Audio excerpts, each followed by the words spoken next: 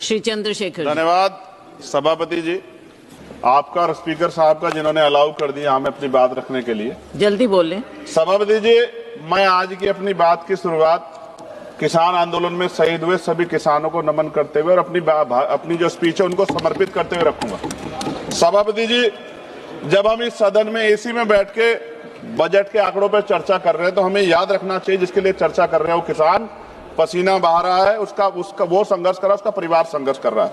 सभापति जी, आज भारत में लगभग 50% आबादी कृषि पर निर्भर है, लेकिन देश के कुल जीडीपी के कृषि का योगदान लगभग 15-16% है। इसका सीधा अर्थ यह है कि देश का सबसे बड़ा वर्ग जो हमारी खाद्य सुरक्षा सुनिश्चित करता है वह सबसे कम आय पर निर्भर है।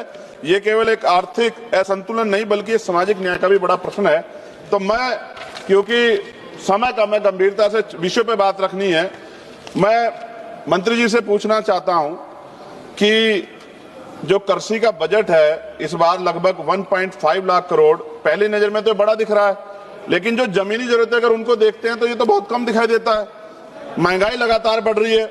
ये बजट किसानों की जरूरतों के अनुसार नहीं है बल्कि सरकार की प्राथमिकताओं के अनुसार है। इसको आपको देखना चाहिए। पीएम किसान योजना 6,000 रुपए देते हैं आप सालाना।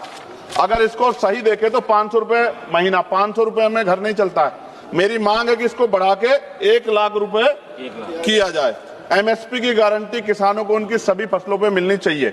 सभापति जी, एमएसपी का बोर्ड पूरे देश में लगा है लेकिन उसका लाभ कुछ क्षेत्रों तक सीमित है। यह व्यवस्था का अन्याय। किसान कीमत नहीं मांग रहा, वह अपना अधिकार मांग रहा है, इसलिए एमएसपी की कानूनी गारंटी सरकार को देनी चाहिए।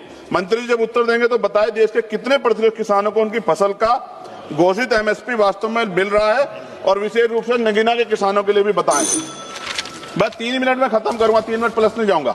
फसल उगाता है मगर दाम नहीं मिलता, मेहनत का हक उसे हर शाम नहीं मिलता, बाजार में उसकी कीमत कोई और तय करते देता है, उसका पसीना भी जैसे सस्ता कर देता है। किसान भीख नहीं अपना अधिकार मांगता है, वो अपने पसीने का सिर्फ उचित दाम मांगता है। फसल बीमा योजना पे भी सरकार ध्यान दे। किसान आत्महत्या कर रहा है इतने बड़े पैमाने पे। मैं मानता हूं अगर किसानों को निराश होकर आत्महत्या करनी पड़े तो सरकार को जिम्मेदारी उठानी चाहिए। ये सरकार की जिम्मेदारी है। सभापति जी, पिछले 10 वर्षों में उत्तर प्रदेश में जब मंत्री जवाब देंगे तो बताएं कितने किसानों ने आत्महत्या की है और उन्होंने उसको रोकने के लिए क्या कदम उठाए। मैं अब अपने क्षेत्र की मांग करूंगा। नगीना क्षेत्र में किसान गन्ने से परेशान है, गन्ने के रेट से।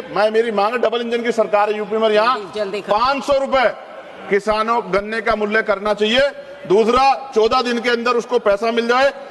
आलू का किसान परेशान है उत्तर प्रदेश को पर्याप्त दाम नहीं मिल रहा है। ईरान की वजह से, युद्ध की वजह से यूरिया जो है उसकी स्थिति खराब हो गई। हमारे यहाँ पे कई नहरें जो जर्जर हो गई, समय पे पानी नहीं मिलता। अंत में सभापति जी, वो खेतों में मेहनत करके देश को खिलाता है, खुद अपने हक के लिए भटकता रह जाता है।